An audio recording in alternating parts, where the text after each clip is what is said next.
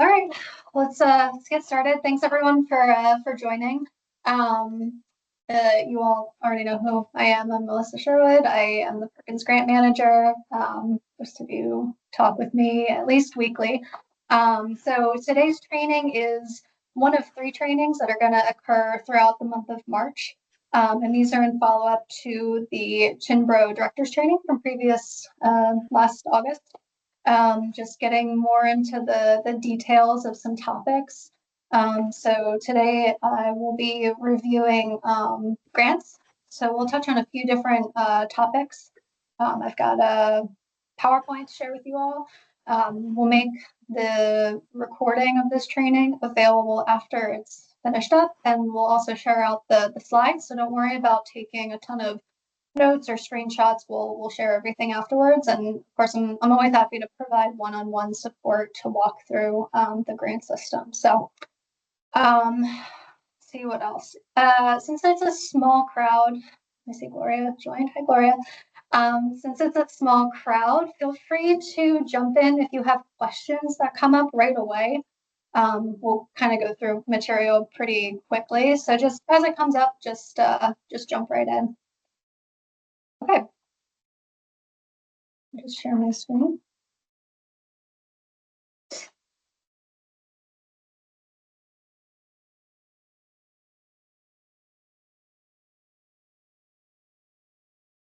All right, can everyone see the slides? Great. All right, so we'll be talking about Perkins industry standards and the middle school grant today. There we go. Quick overview of the agenda. So I want to start out by comparing the different grants that are ongoing. So we've got a lot going on. We've got Perkins, we've got state grants, we've got Perkins Reserve, and the ARP grant too. So there's a lot going on. Figured I would just go over some highlights there to help you distinguish between what you can use what grant for. Then we'll go over FY26 grant timelines, which is coming up really quickly. So we'll go over that. And then I want to touch on some Perkins specific compliance requirements. So Perkins is a federal grant, so there's certain components that have to go along with the grant that are unique compared to state grants. So we'll go over that. And then a bulk of the presentation, I'm going to walk through how to complete the grant application and Grants for Me. So I know some of you, you're good at this. You've done a couple fiscal years of completing the application. So this is really for the newbies, but nonetheless, it's helpful. It's got some screenshots and some tips and tricks. And then we'll wrap up with the middle school grant. That's good. We'll jump right in. All right, so created this table showing you the differences between the grants that are going on right now. I didn't include the CTE, ARP, NJRP grants.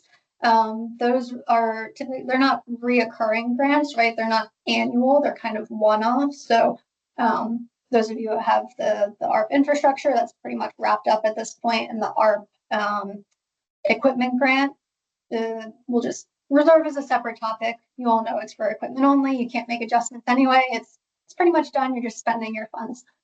So along the top of the table, I've got the different grants that we have for FY25. So we've got the Perkins grant, which is your local distribution. You get it pretty much every year. Then we've got the Perkins Reserve grant. We got the Perkins Leadership Grant, which some of you received if you have a school review coming up. Then we've got the Industry Standards Grant, which is the state grant. And then we've got the Middle School Grant, which is also a state grant. So that's 5 grants you all are juggling any given year. So you all are familiar with Perkins. That's a federal grant. Those are Title I funds. This is a formula grant. It's a federal formula we have to follow. I'll be sharing a more comprehensive guide for allowable uses of funds for FY26. So hopefully that'll be helpful to you all. We don't really have anything like that yet.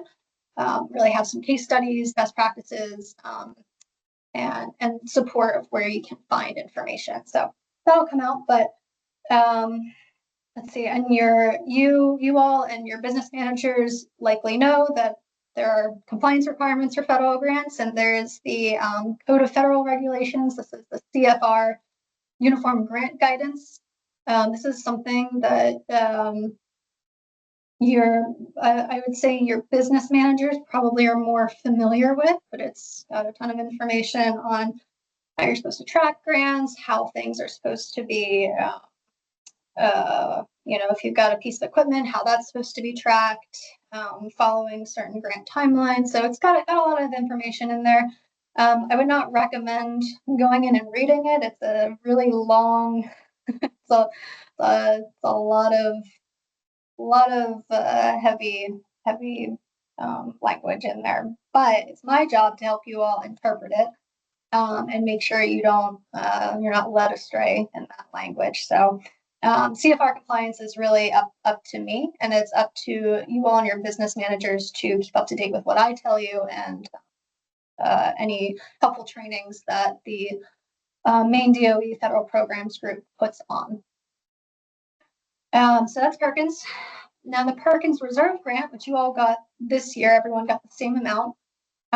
This is varies every year how it is used. It always comes with our Perkins allotment, but our State Board of Education decides how to use these funds every year.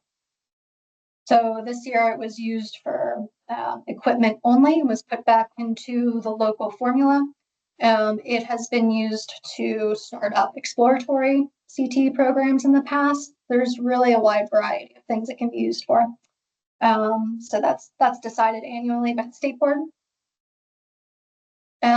The Perkins Leadership Grant, which some of you get, this is a little bit different. It is still Perkins, but it comes out of the state bucket of Perkins that we get. And it's used for a variety of activities, but a portion of Perkins leadership funding goes out in the form of mini grants to mid-cycle and full-cycle CSRs. So if you see a Perkins leadership grant in your application, it'll have your Perkins Reserve and your Perkins Leadership Grant application in the same application. Don't worry about it. It's up to me to just put in the allotment that you get. And then myself and Danielle Despins, when your CSR comes around, will explain what those funds can be used for. It's very straightforward. We're implementing same invoicing procedure as we do with other grants, so it should be pretty easy for business managers to follow. So that's leadership. And then industry standards grant, which in the past has been called equipment grant, the mini grant. The full title of this grant is the industry standards grant. And I say that because that really gets to the purpose of the grant, which is to purchase equipment and non-consumable supplies and tech to align to industry standards. It has to be program specific. Just wanted to highlight that. The state grant, there's certain state requirements we have to follow. Some of you know we can't use state funding to purchase vehicles to transport students. That's a specific Maine requirement. So that's that. And then we've got the middle school grant. So this is a bit of a smaller grant. It's annual, I believe it's $500,000 a year, and it's based on who applies. So if everyone applies, I believe about 18,500 is what everyone would get for middle school programming. Okay, a lot of information, a lot of words on the screen. Any questions on the differences between ongoing grants? No. Okay, we'll keep going. All right. I wanted to touch base on grant timelines. I communicate this pretty regularly in the monthly email updates. There's always a calendar that I have at the bottom with deadlines that are coming up. To make it easier on you all and for tracking purposes, we keep Perkins federal grant and the industry standards state grant on the same grant timeline. So both grants follow a fiscal year from July 1st to June 30th. So that's 12 months. This is the time in which you obligate your funds. And by that, I mean you assign You're funding the specific activities in the budget section of your grant application. Within these 12 months, you can also submit budget revisions. So then, on top of that, both grants also have the same period of performance, which is 15 months. And the period of performance is that 12 months of the grant period plus 3 months of additional time to spend down your funds. So from July 1st of 2024, let's say if we're talking about FY25, July 1st of 2024 to this September 30th, 2025, that is your 15-month period of performance for FY25. Then on top of that, after that 15-month period, 60 days after September 30th, 60 days after that 15 months, this is your final liquidation period. This is very firm. So, of course, you can request reimbursement at any time within those 15 months of period of performance, right? We're on a quarterly invoicing schedule I'm trying to get you guys on. That said, you get an additional 60 days, which takes us to December 1st to submit all of your final reimbursement in the grant system. Does that all make sense? Okay. Just jump in if you've got questions. All right, I want to talk about Perkins specific compliance requirements. So I know some of you are a little bit newer. So with Perkins, you all are required to do a biennial comprehensive local needs assessment. We abbreviate this to LNA. The most recent one was completed last spring. This was your FY25 LNA, and it applies for 2 years, 2 grant years. So we don't have to worry about LNA this year, which is great because just one more thing that we don't have to worry about this year. Next year is when the next one is due. So your local needs assessment informs how you're going to use your Perkins funds for those 2 years.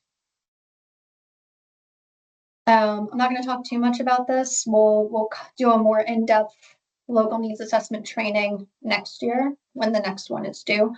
But just know your LNA that you completed last year is still in the grant system. So when you're completing your FY26 Perkins application this year, go in and reference your local needs assessment. It'll be listed under FY25. And if anyone doesn't know how to find that, I can walk through it at a different time. It's not in your grant. You can't search for it within your grants. It's in a different section in the grant system, so I can help you out. Okay, then with Perkins, there's also a monitoring requirement. So I'm going to distinguish between ongoing and on-site. So good news is this is a really great group of folks in the CTE world. So you all and your business managers are really great about communicating with me. When you all submit invoices, you're typically submitting expenditure reports or trial balances. These documentation documents are really helpful for me to see that you all are tracking everything appropriately. This helps me monitor you as a subrecipient to make sure you're tracking everything. And then, of course, there's on-site monitoring. This is something that we'll be implementing more so this year moving forward, and we're going to do it at the time of CSRs. So pretty informal. It's not an audit of any kind, but when I come with the group for the school review, I'll talk to directors and business managers and just kind of talk about, how you plan and budget for Perkins, how you track things, who's the one that orders the equipment, more of like an interview style monitoring. And then in addition to that, there's also reporting requirements for Perkins. This is the accountability data.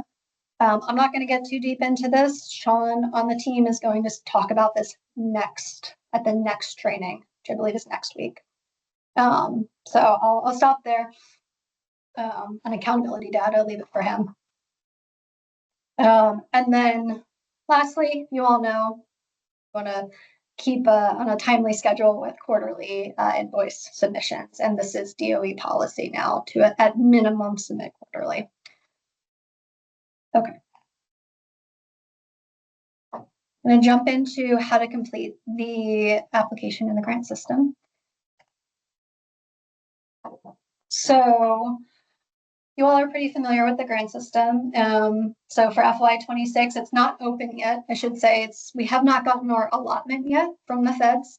That usually comes mid to late spring.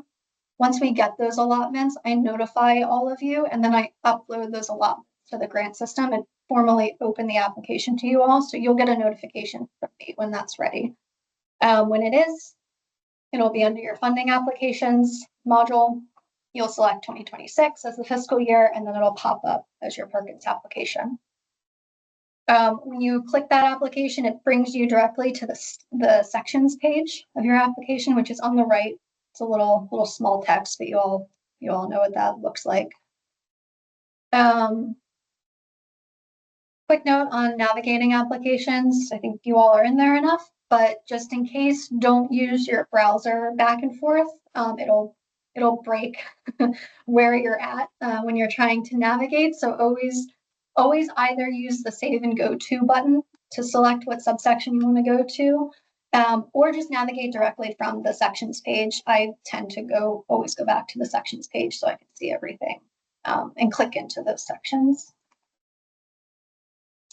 So for those of you who have not completed a Perkins application in the past, there's quite a few narrative sections. So some sections where you're going to be answering questions, written responses. I think the best way to go about this is to check out what you did last year. What did you write for FY25? You can go back into your FY25 application and you can print or PDF that application so you have it. It's a little difficult to have multiple windows of Grants for Me open at a time. It won't really let you do that. So the print function is pretty helpful, and you can do that on the sections page. For most sections of the Perkins application, you can also pull content directly from last year's application. So I don't believe I have a screenshot of that, but essentially when you click into the narrative section that you're working on, there will be a button at the top that says to pull whatever you wrote last year. I wouldn't go on autopilot and just pull that right in. Of course, you're probably going to have some updated things to say. It might look similar, but just use that as a guiding point if that's helpful to you. Okay. I wanted to know the difference. So here, the image I have on the screen, this is the major sections of the grant application, all collapsed, so you don't see the subsections. There's two major sections of the grant application. The first one is your progress report, and the second one is your Perkins application, your Perkins grant for this year. So your progress report section is backward looking. Your progress report section is asking, what did you do with funds last year? What programs did you implement last year? How did you serve special populations last year, right? It'll have all of these guiding questions to walk you through it, but just know all the progress report sections, it's all, how did the story end? How did the funds from last year impact your program from last year? Now you'll see that the second highlight, CTE Perkins secondary, that's your actual application that's forward looking, right? How are you going to use funds? What's the status of your programs? What's the status of your professional development? Again, it's going to have lots of guiding questions in there, but that's a major difference. Progress report, backward looking, grant application, forward looking. The progress report section, I should say, also requires shorter responses. Also, it's an important component of the application, but we're not looking for paragraphs and paragraphs of content. Okay. Something I don't think a lot of folks use is the application communications functions. So there is a history log that you can always click into to see who has worked on your application. Normally it's you. But if you want to look back and say, oh, did I submit a revision 2 months ago? You can click into the history log and see that. In the history log, you'll also see any comments that were created. So I tend to use the comment section quite a bit if I'm communicating with you all. I usually use it more frequently in the invoicing module. Just know that you have to click or type out the individual's emails that you want that message sent to. But it can be a good direct way to communicate. So just be aware of that. Feel free to use it. You can always communicate with me directly through the application or email, whatever you prefer. You can also view your allotments that you've been given for this fiscal year. So that's under allocations. And then up at the top is the application status and the change status too. So this will only be visible on your sections page. So sometimes I get questions about why a revision can't be made, and usually it's because the status hasn't been changed out of draft mode and you're in revision mode, so you're already in a revision. So just be mindful of that. There is a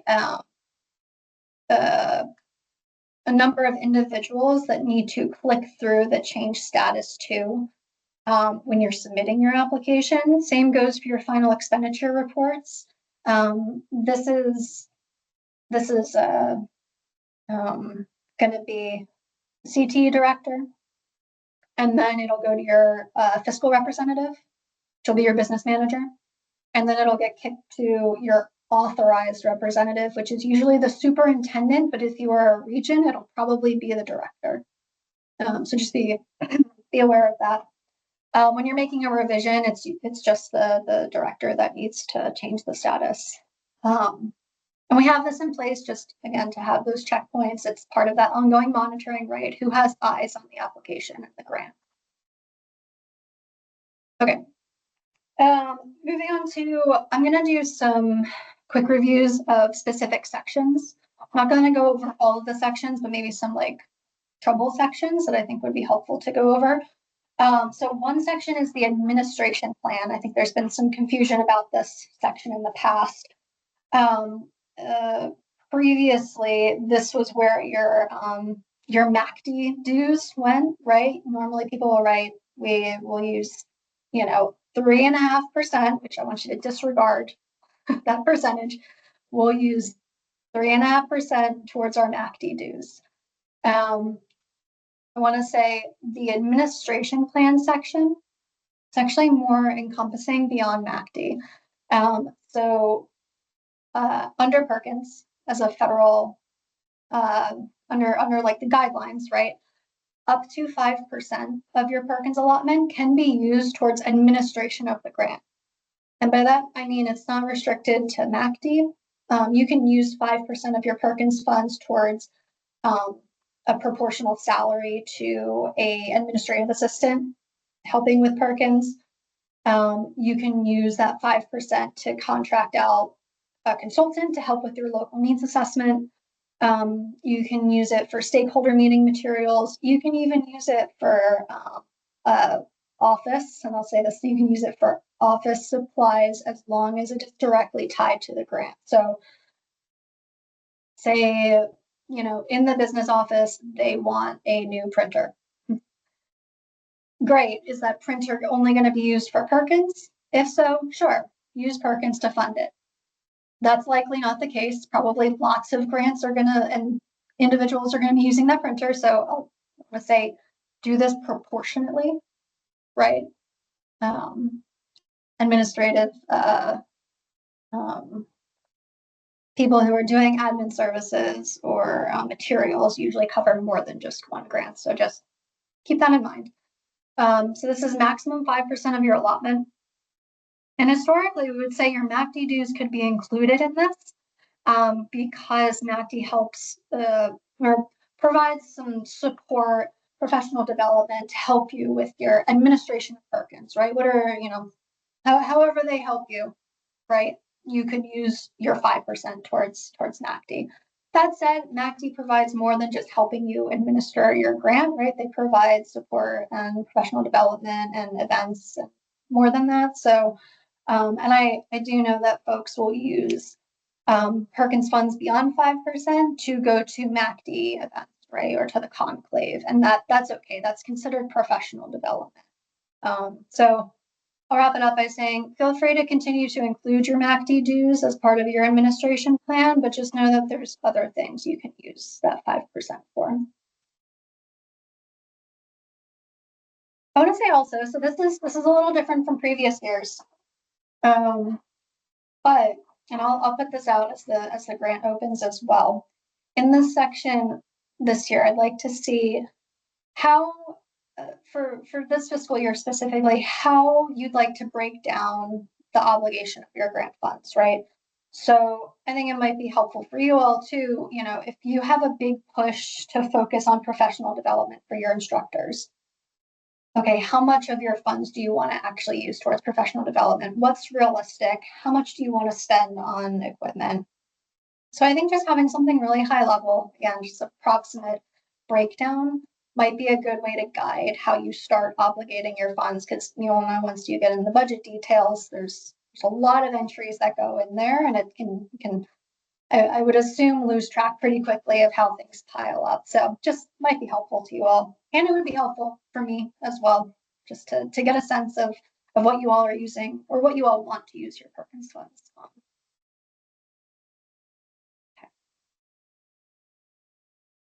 Briefly touch on this section on services for special populations. So special populations as defined by Perkins goes beyond special education. This does include special ed and individuals with disabilities. Also includes individuals from economically disadvantaged families, students preparing for non-traditional fields, English language learners, students experiencing homelessness or who are in the foster care system, and youth with parents in the armed forces, and migrant students. So just something to keep in mind when you're answering these questions and services you provide to your special populations, it goes beyond just special ed.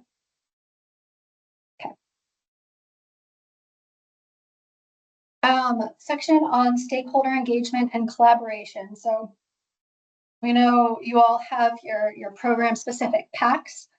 Under Perkins, there's also a requirement to have a school-wide stakeholder group, and there are individuals that are required to be in this stakeholder group. So this is going to be CTE instructors, counselors or student services, academic counselors, post-secondary, if you have, concurrent enrollment or dual enrollment agreements with a post-secondary partner to be a good person to have. Any local workforce development boards, you do need a couple parents and students, representatives from special populations. So this could be a, non-chart student, right? So just something to keep in mind. I know we got some submissions last year that just submitted the packs for each program. This is different. This is your school-wide stakeholder group for your entire CTE program. Okay. I'm gonna get into the budget section here.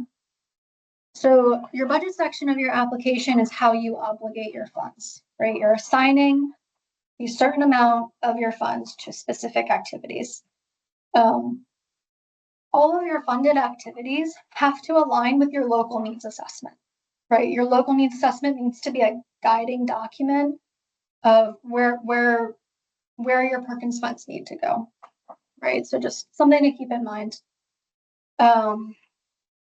I won't talk too much about correct object and function codes. I think the big one to be aware of is that the equipment code, which is 7,300, used to be a $5,000 threshold. That's been updated. CFR has been updated. Now it's 10,000 and above. So anything under that, I would say label as minor equipment. It's okay if some slip in there under 10,000 that you label as equipment. That's okay.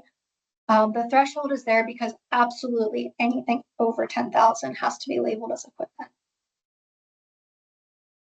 I want to point out the Maine DOE accounting handbook for SAUs. This is linked on the Maine DOE website. They update it at least annually and also pretty regularly if anything changes. This will have not just function and object codes and when to use them, but it also has school finance coding, right? So like grant specific coding. So that might be helpful for your finance offices. So I've linked that here, and I believe I shared it in the last monthly email I sent out. This is really helpful when you're going through function and object codes in your budget.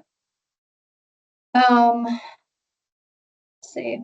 So when you submit your application, we say that it is substantially approved, right? We want to see at least 75% of your funds obligated to specific activities when you first submit your application. It's okay to have placeholders in there, right? I anticipate using 10,000 for this program. I'm just not sure what yet, right? You can have those placeholders in there so we can substantially approve an application with the understanding that down the line, when you decide what to use those funds for, you have to submit budget revisions and get those revisions approved. I think you all probably know that, but just want to point it out. Okay. That's it on walking through the grant application for now. I wanted to end with the CTE middle school grant. So like I said earlier, it's 500,000 state grant. We typically release information on how to apply for this grant in the late spring, usually around the same time as when industry standards grant gets opened.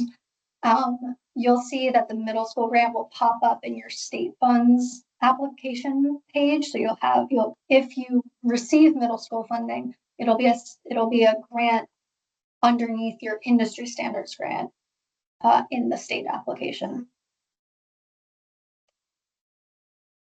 Okay.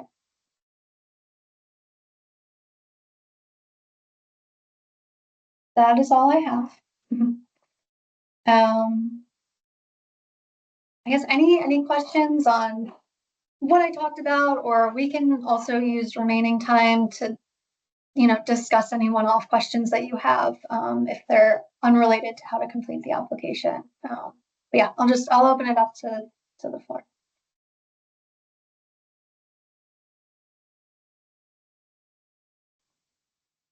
Melissa? Yeah. On the leadership grant, the allocation for like a school review, what do you need for that? Like there was money, I know Danielle just put money in for my my semi review. I didn't have a comprehensive this time. So what is it that you need me to do in order to get reimbursed, to submit a yeah. Gotcha. So it's reimbursement based, right? So you'll be submitting for reimbursement after it's occurred. Danielle, if she hasn't shared already, she'll share what those allowable use of funds are, but it's typically, travel for those who are attending from your school or for sending schools. And in terms of what's required, really, I just want to see the receipts. It's like any other grant, right? Okay. I want to see the receipts and that it's tracked appropriately in your system. So the leadership grant has its own funding code with school finance, so you can track it that way. But it's very similar to all of the other grants. We'll share more information with how to do that, but it's the same invoicing module. Okay. I'll call Danielle then, because it was really just the state folks traveling down here. Okay. It wasn't we didn't have others from other schools or whatever. So okay. Okay. Sounds good. Kevin, you have a question? Yeah, I'm not sure if this is the venue to ask the question, but So is there any way to shorten the notification or the granting of the standards grant closer to the start of a school year as opposed to where we get them now, which is, we do our regular Perkins and then there's a standard mini grant, equipment grant comes later.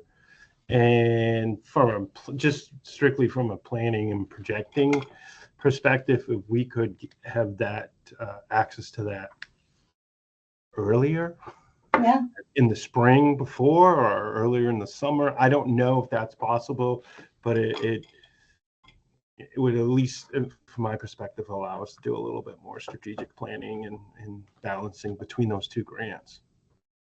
Yeah, that makes a lot of sense. I think Dwight and I can touch base on that.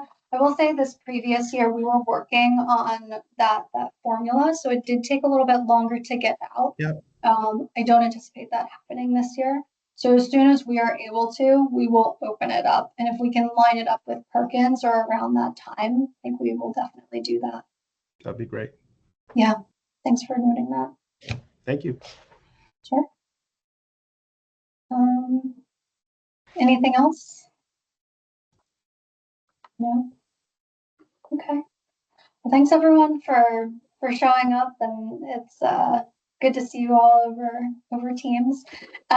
So next week we've got Sean presenting on Wednesday at the same time on accountability, and I think Danielle is coming on to talk about methods of administration, I believe. Just pull that up. I think it's Tuesday next week. Oh, it is Again. Tuesday next week. Thanks, Dwight. Yep, Tuesday. And then the following week is the Wednesday one. Right. Changed to Wednesday, and that'll be regional calendars with Emily presenting. Great. All right. Well, if you all have any questions that you think of after the fact, feel free to send me an email, call me. I still will have office hours moving forward, so you can always drop in. And when all of the trainings are complete, we'll send out or we'll make the recordings available. And we'll also send out any PowerPoint that we've used for you all to have. Great. Thank you. This was Thank great. you, Melissa. Good. Yeah. Appreciate it. Thanks, everyone. Bye, Bye-bye. Dwight. You. See ya. Thanks. Hey, Joe. Thanks. Oh, did he jump off?